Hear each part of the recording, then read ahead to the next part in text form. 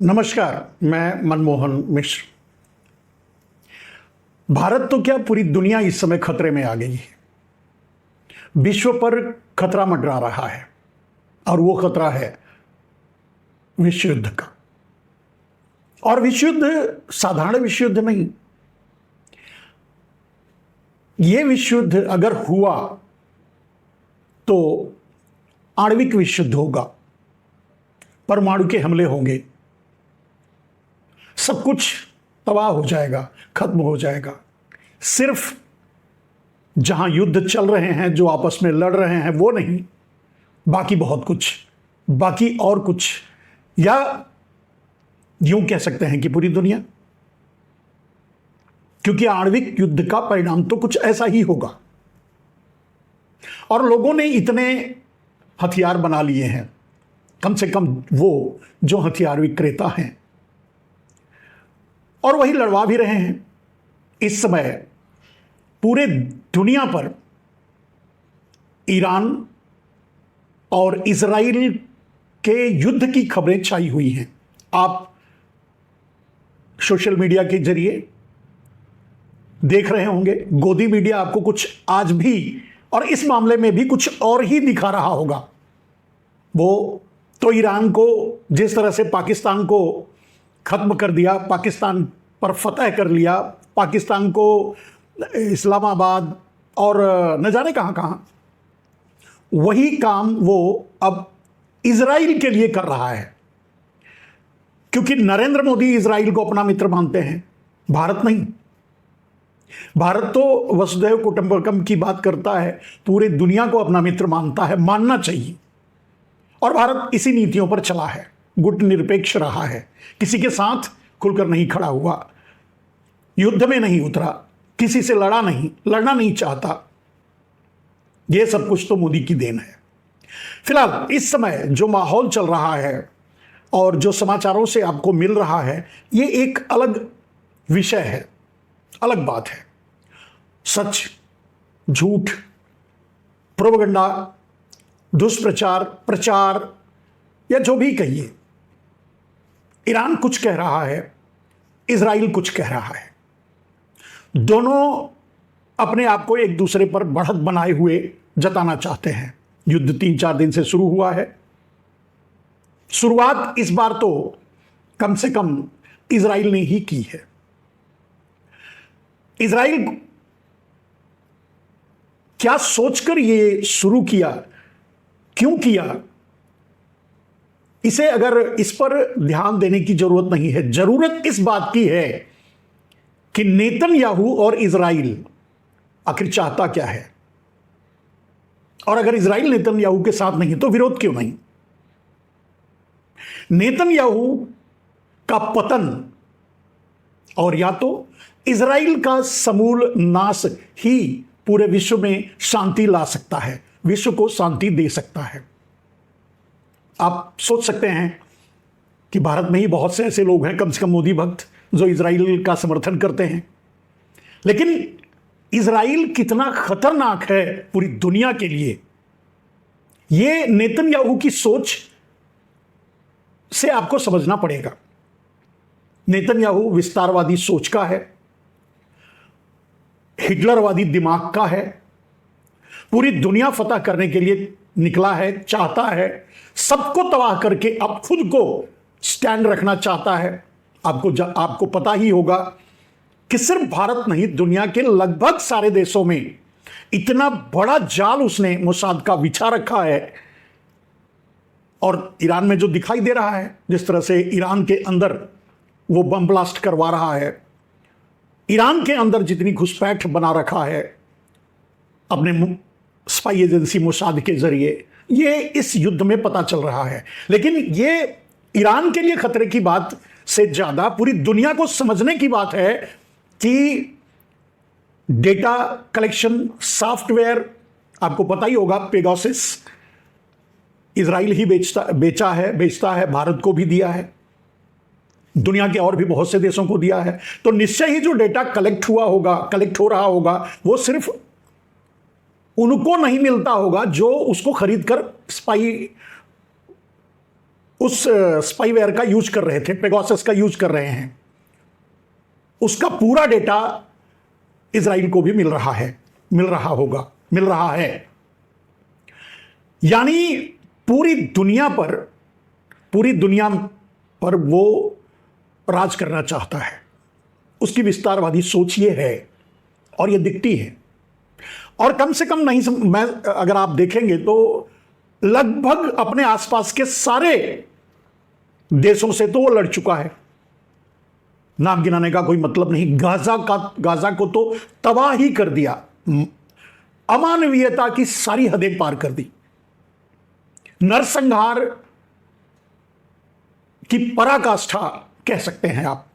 और इतना क्रूर और इतनी क्रूरता बरतना, इतनी बर्बरता, लोगों को मरने के लिए मजबूर करना, मरने देना, जीने की कोशिश करें तो उन्हें जीने न देना, लोग मदद पहुंचाएं तो उन्हें रोकना या उन देशों पर हमला करना, इस तरह की विस्तारवादी और खतरनाक सोच का आदमी नेतन्याहू है। तो जिन देशों पर वो हमला कर चुका है वो तो छोड़ दीजिए, लेकिन जिन देशों पर वो हमला नहीं कर चुका है उनको भी नेतन्याहू और इजराइल से सावधान रहने की जरूरत है। क्योंकि आदमी की सोच गलत होती है, और जब सोच गलत है तो वो कभी भी गलत हो सकता है और किसी के साथ भी गलत हो सकता है। और आपको पता ही है, लड़ ही रहा है लगातार। यह निश्चय है कि वो अमेरिका का पिट्ठू है, नाजायज औलाद कह सकते हैं। मतलब अमेरिका का पैदा किया हुआ इजराइल है। सारे मतलब उसको लालन पालन, बढ़ने से लेकर, लड़ने से लेकर, हथियार चला, सब कुछ मुहैया कराता है अमेरिका। ठीक है। इस समय कभी आगे कभी पीछे, कभी पीछे से कभी आगे से वार करता है। जो भी है, इस समय ईरान और इजराइल का युद्ध पूरी दुनिया को डरा के रखा है। अमेरिका जैसों को भी डरा दिया है। और कम से कम ईरान के बारे में जो अंदाजा था अमेरिका को, पश्चिमी देशों को, इजराइल को, उस भ्रम को तो ईरान ने तोड़ ही दिया। और यह कह सकते हैं कि कुछ हद तक गाजा के नरसंहार का बदला लिया। वैसे नरसंहार तो वो इजराइल ईरान में भी कर रहा है, और सबसे पहले हमला तो इजराइल ने ही किया, जिसके पलटवार में ईरान ने हमला किया है। लेकिन ईरान का ये तरीका लड़ने का कि लड़ो तो एक बार पूरी तरह से लड़ो और फैसला कर ही डालो। मोदी की तरह समझौता नहीं, सीज फायर नहीं, फैसला कर डालो। और उस हद तक ईरान लड़ रहा है, जवाब दे रहा है। इजराइल के अंदाजे से आगे बढ़कर, उसकी सोच से आगे बढ़कर, उसकी कल्पना से आगे बढ़कर ईरान इजराइल को जवाब दे रहा है। लेकिन यह अंत नहीं है, क्योंकि निश्चय ही इजराइल के साथ अमेरिका आ जाएगा, गायब हो सकता है कुछ दिनों में। वैसे उम्मीद बहुत कम लग रही है। अब अगर पश्चिमी देश, खास करके अमेरिका, अगर अगुवाई करेगा, इजराइल के साथ खड़ा होगा, तो पश्चिमी देश भी, जो दूसरे और भी नाटो के सदस्य हैं, जो अमेरिका के साथ अमेरिका के पिछलग्गू हैं, वो ईरान के खिलाफ इजराइल के साथ लड़ने आएंगे। अगर ऐसा हुआ, अभी जो नहीं दिख रहा है, जो नहीं समझ में आ रहा है कि मुस्लिम्स कंट्री जो यूएई में है या दूसरी और देश जो ईरान के आसपास हैं, वो ईरान से दुश्मनी रखते हैं, जलन रखते हैं, या अमेरिका का साथ देते हैं, इजराइल का साथ देते हैं, ये सब करते रहे हैं। लेकिन फाइनली अगर अमेरिका इजराइल के साथ युद्ध लड़ने के लिए मैदान में उतरा, तो ये मान लीजिए या तय कर लीजिए या समझ लीजिए कि 100% सारे बाकी देश, चीन, रशिया तो साथ देगा ही, भले ही पीछे से देश युद्ध में उतरे ना, लेकिन दूसरे और देश जो अमेरिका के साथ नहीं है या अभी दिखने की कोशिश करके चुपचाप पीछे हैं, वो ईरान के साथ खड़े हो जाएंगे। कुछ लोगों को की यह परिकल्पना है कि ऐसा नहीं होगा, क्योंकि विगत दिनों में ऐसा करते रहे हैं, वो अलग राय रखते रहे हैं, अलग चलते रहे हैं, ईरान का साथ नहीं देते रहे हैं। लेकिन इस समय जो युद्ध चल रहा है, क्योंकि सबको खतरा इजराइल से था है, इजराइल ने फिलिस्तीन, यमन या दूसरे जिन देशों पर हमला किया, उनको जिस तरह से बर्बाद किया, वो सबों ने देखा है। जिस बर्बरता का परिचय दिया, उनको सबों ने देखा है। तो डर तो सबके मन में है। और होता यही है कि जब एक खतरनाक आदमी, खतरनाक विचार वाला आदमी, नेतन्याहू जैसा नेता और इजराइल जैसा देश जब इस तरह से फंसता है, तभी लोगों की समझ आगे आती है और लोग फिर समझते हैं कि ये हमारे लिए भी खतरा बन सकता है, बन सकता है, तो इसका खत्म होना ही जरूरी है। और इसलिए मैं भी वही बात कह रहा हूं जो विश्व स्तर पर लोगों के दिमाग में चल रहा है, और यही चल रहा है कि इजराइल दुनिया के लिए खतरा है। अगर भारत समझे कि इजराइल हमारा दोस्त है, तो यह उसकी गलतफहमी है। जरूरत पड़ने पर भारत पर भी हमला करेगा, और अपने उन्हीं हथियारों के जरिए, जैसे मोसाद का जाल अगर पूरी दुनिया में बिछा है, तो भारत में भी बिछा होगा। मोसाद के एजेंट भारत में भी होंगे, और समय आने पर वो भारत को भी बर्बाद करेंगे। दुनिया को जैसे कर रहे हैं करेंगे, या करने की तैयारी कर रहे हैं। बात सोच की है। बेंजामिन नेतन्याहू एक शनकी दिमाग का आदमी है, यह अब तक साबित यही हुआ है। जिसके दिमाग में युद्ध के अलावा कुछ और, या फिर हो सकता है उसको अपनी राजनीति बचाने के लिए यह करता हो, या क्यों कर रहा है ऐसा नहीं, लेकिन है। और अगर इजराइल नेतन्याहू के साथ खड़ा है, तो बस कुछ शब्दों में अगर कहा जाए तो यह बहुत विश्व शांति के लिए इजराइल का, मतलब नेतन्याहू का पतन या फिर पूरे इजराइल का विनाश विश्व शांति के लिए जरूरी है। वरना विश्व युद्ध तो होगा ही होगा। अभी वो ईरान से लड़ रहा है, ईरान को तबाह कर रहा है, ईरान जवाब दे रहा है। जब ईरान जैसा एक, मैं समझता हूं मिडिल ईस्ट में सबसे बड़ा देश है, बड़ी आबादी वाला देश है, बड़े संसाधनों वाला देश है, तो दूसरे छोटे छोटे और जो देश हैं जिनको वो मारता रहा है, या जिन पर अभी तक हमला नहीं किया है, उन पर भी करेगा। इजराइल की मंशा, नेतन्याहू की मंशा अमेरिका तक से लड़ने की है, रूस से भी लड़ने की है, चीन से भी लड़ने की है। इतनी खतरनाक मंशा नेतन्याहू की है, इतनी खतरनाक सोच रखते हैं इजरायली। अगर वो नेतन्याहू के साथ खड़े हैं तो परिणाम क्या होगा? विश्व युद्ध तो होना ही है। कोई नहीं रोक सकता, कभी नहीं रोक सकता, होकर ही रहेगा। आज नहीं तो कल होगा। आज ईरान पर किया है, कल और किसी देश पर करेगा। चीन से ही लड़ जाएगा, रशिया से ही लड़ जाएगा, अमेरिका से ही लड़ जाएगा, जिसने पाल पोस कर हथियार देकर बड़ा किया, उससे भी लड़ जाएगा। बात शनक की होती है, आदमी शंकी है, आदमी पागल है, कुछ भी कर सकता है, और कुछ भी करने के लिए ही तो इतनी तैयारी किया है। अपना पूरा विकास का सबसे ज्यादा कंसंट्रेशन इजराइल ने हथियारों पर ही खर्च किया है। खैर, स्थिति यह है कि अगर इजराइल रहा तो दुनिया में तो शांति नहीं रहेगी, विश्व युद्ध होगा ही होगा, और विनाश भी होगा।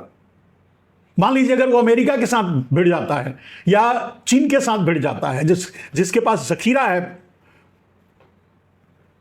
आणविक हथियारों का, या रूस के पास जिसके पास जखीरा है परमाणु हथियारों का, जिसके पास अमेरिका है, अगर कहीं और वो भिड़ता है ऐसे देश के साथ, ये बर्बरता करने की कोशिश करता है जो ईरान के साथ कर रहा है, तो परिणाम क्या होगा आप समझ के सोच के देखिए। ऐसे आदमी नेता के रूप में, और ऐसा देश जो उस नेतृत्व को स्वीकार करके आगे चल रहा है, पूरी दुनिया के लिए खतरा था, है और रहेगा। इसलिए यह मेरी अपनी सोच है। लोग अपने अपने तरीके से इस युद्ध की विवेचना कर रहे हैं, बात कर रहे हैं, बोल रहे हैं, बता रहे हैं, कह रहे हैं कौन क्या कह रहा है, क्यों कह रहा है, कब क्या कहा था, क्यों कहा था, क्यों ऐसी परिस्थितियां बन रही, ये सारे विश्लेषण हैं। लेकिन सबसे बड़ी बात जो होती है वो होती है सोच की। इरादा क्या है, विचार क्या है, चाहता क्या है। अगर दो शब्दों में एक बस सबसे बड़ा एक ही सवाल है कि भाई इजराइल चाहता क्या है, क्यों उसने हमला किया, ईरान पे क्यों हमला किया, किस लिए। उसका कहना है कि ईरान परमाणु हथियार बना रहा है, तो बनाने दो, तुम भी बना के अनैतिक रूप से तुम बना के रखे हो। अमेरिका रखा है, भारत भी रखा है, पाकिस्तान भी रखा है, और भी कई देश रखे हैं, तो ईरान भी रख लेगा तो कौन सा गलत क्या है। तुम रखोगे वो ना रखे, ये कौन सी बड़ी बात, कौन सा तरीका है। तुम अपने हथियार नष्ट कर दो, यही भारत की सोच थी और भारत यही कह रहा था जब भारत पर अमेरिका या दूसरे देश प्रतिबंध लगाने की या दबाव डालने की, खास करके अमेरिका, कि भारत परमाणु हथियार ना बनाए। तब भारत अपने लिए यही बात कह रहा था, तुम्हारे पास है, मेरे पास क्यों नहीं, और मैं क्यों नहीं बनाऊंगा। और उसने परीक्षण किया, उसने बनाया। आज वही बात ईरान के लिए है। इसी तरह से जबरदस्ती दबाव डाला जा रहा था, चोरी चोरी भारत को अंदर अंदर परीक्षण करने पड़े, हथियार बनाने पड़े, लेकिन दबाव तो था। अमेरिका का सबसे ज्यादा दबाव था। क्यों? तो फिर ईरान के लिए यह दबाव क्यों, और इस कारण से ईरान पर हमला क्यों, जबकि वो समझौता करने के लिए भी तैयार था और यह भी कह रहा है कि हम नहीं बनाएंगे। अगर मान लेता हूं कि हो सकता है वो झूठ बोल रहा है और उसका बनाने का इरादा ही है, तो बनाने दो, क्यों नहीं बनाने दोगे। तुम रखोगे, वो क्यों नहीं रखेगा। ये एक अलग विषय है अंतर्राष्ट्रीय रूप से, क्या किस मानक के आधार पे, किस विषय को लेकर के, किस तरीके से, क्यों चाहते हैं ऐसा। अगर अमेरिका अपने आप को जिम्मेदार समझता है, जो हथियारों का व्यापार करता है, मौत का सौदागर है जो, अगर ब्रिटेन, इंग्लैंड या दूसरे और जो देश, या रूस या चीन, जो ये जो हथियार, इस तरह के हथियार रखते हैं, जो इन्हीं का सौदा करते हैं, इन्हीं का व्यापार करते हैं, तो फिर ऐसे देश क्यों ना रखें जो और हैं, ईरान जैसे देश क्यों ना रखें। खैर ये अलग बात है, लेकिन ईरान तो मान भी रहा था, समझौता करने के लिए भी तैयार था।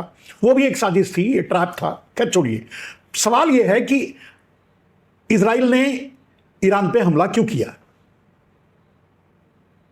अब चाहे जितने ड्रामा कर ले इजराइल अमेरिका को युद्ध में उतारने के लिए, ये इसकी संभावना कम है, क्योंकि यूरोपीय देशों को यह पता है, पश्चिमी देशों को यह पता है, अमेरिका को पता है कि अगर हम इस युद्ध में उतरे तो बाकी और देश ईरान के साथ खुलकर सामने आ जाएंगे। इसलिए इजराइल और ईरान के बीच इस युद्ध को अमेरिका बगल में खड़ा होकर देख रहा है। नुकसान उसी का हो रहा है, अमेरिका का ही हो रहा है। उसका ही नाजायज बेटा मारा जा रहा है, यानी इजराइल तबाह किया जा रहा है। अवैध देश यूं कह सकते हैं, जैसे फिलिस्तीन में कब्जा करके जबरदस्ती और फिर उसे इजराइल घोषित करना, ये सब बहुत सी कहानियां हैं ऐतिहासिक, उन पर मैं नहीं जाता। लेकिन कम से कम जहां रहे वहां के बाद, जिस स्थिति में है उस स्थिति के बाद तो शांति रखनी चाहिए। लेकिन आपको अगर इतने दिनों में लगता है कि इजराइल शांत बैठने वाला देश है, या नेतन्याहू कैसा नेता है, शांति से रहने देगा, किसी को छोड़ेगा। चलिए अगर ये युद्ध विराम हो जाता है तो इजराइल सबसे पहले चाहे जितनी भी तैयारी करनी होगी करेगी, और सबसे पहला युद्ध लड़ेगा वो ईरान से, और ईरान को खत्म करेगा। ऐसे दुश्मन को तो पूरी तरह से खत्म ही कर देना चाहिए। मैं कहता हूं कि अगर ईरान के पास चाहे जितने भी हथियार हैं सब झोंक दो इजराइल पे, और या तो फिर इजराइल सरेंडर करे, अपनी गलती माने, स्वीकार करे अंतर्राष्ट्रीय मंच पर। युद्ध सही नहीं है, युद्ध होना गलत है, लेकिन अगर किसी परिस्थिति बस युद्ध में उतरना पड़ा तो युद्ध को अधूरा छोड़ देना उस देश के लिए, जिसने भी अधूरा छोड़ा, उस देश के लिए सबसे बड़ा खतरा बनता है और हमेशा बनता रहा है। ये इसके बहुत से परिणाम सामने हैं जो अलग अलग देशों को भुगतने पड़े हैं। यहां भी इसीलिए मेरा मानना है कि अगर नेतन्याहू रहा, या तो नेतन्याहू को बदल करके वहां की जनता सामने आए और नेतन्याहू को हटाए, शांति दुनिया में रहने दे, कायम करे, वो नेतृत्व करे उसकी जनता सामने आकर के, और या तो अगर अपने नेतन्याहू के साथ खड़ा है तो फिर इजराइल का दुनिया के नक्शे से खत्म होना या गायब होना या समूल नष्ट हो जाना, जिस तरह से गाजा का हाल इजराइल ने किया था कि गाजा शायद अब अगले 50-100 वर्ष में भी अपने आप को खड़ा कर ले, इसकी संभावना कम है। उसी हालात में इजराइल को पहुंचा देना चाहिए और वो ईरान करे, ईरान के साथ दूसरे और लोग मिलकर करें, लेकिन होना चाहिए, तभी पूरी दुनिया में शांति रहेगी। और जिस देश को यह गुमान है कि इजराइल मेरा मित्र है, सबसे बड़ा शत्रु उसी का है। और यह मैं भारत के लिए भी कह रहा हूं, भारत में जो लोग ये मानते हैं कि इजराइल मेरा मित्र है, भारत की सरकार या भारत अगर ये मानता है कि इजराइल मेरा मित्र है, इजराइल से बड़ा दुश्मन आज भारत का कोई नहीं है। और ये बात उसके मन में भी है, नेतन्याहू के मन में भी है, इजराइल के मन में भी है, क्योंकि वो आदमी विस्तारवादी सोच का है, क्योंकि वो आदमी विनाशकारी सोच का है, क्योंकि वो आदमी क्रूर है, क्योंकि वो आदमी